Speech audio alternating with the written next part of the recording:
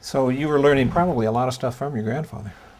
I think of the planter, just how it's a big, massive machine. He had one of the first 12-row planters in the area, and I remember telling somebody that Grandpa got a 12-row planter.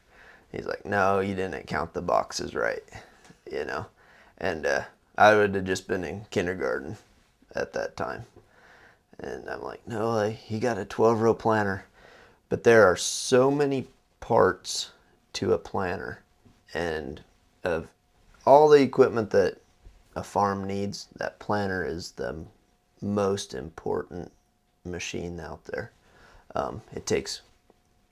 It takes the planter to put the crop in, and if you don't have a crop, the whole year's gone.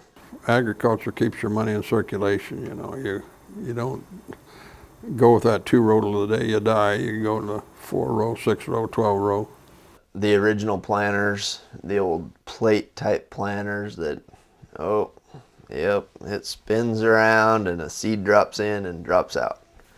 And then it went to finger pickup planters, and each finger closed on a seed and carried it around a plate and dropped in a tube and went to the into the furrow. And then now the air, there's ones that push the seed up against a plate, and then there's ones that suck the seed up against a plate, and then that plate goes around so that each hole has one seed on it. That is the key. You know, back then, why, if you had a double, why, it'd be 2 stalks in one hill, or maybe you'd, next one wouldn't pick up a kernel and you'd have a space. So, but for dry land, you was always maybe planting 17 or 18,000 kernels per acre. And that would be like a foot and a half apart.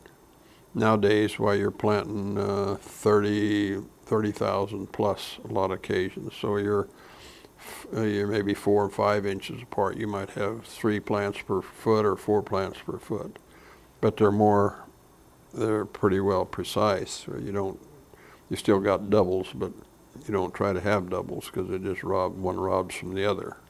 The yield ramifications from an inaccurate field is detrimental. You're looking at 20 bushel difference just from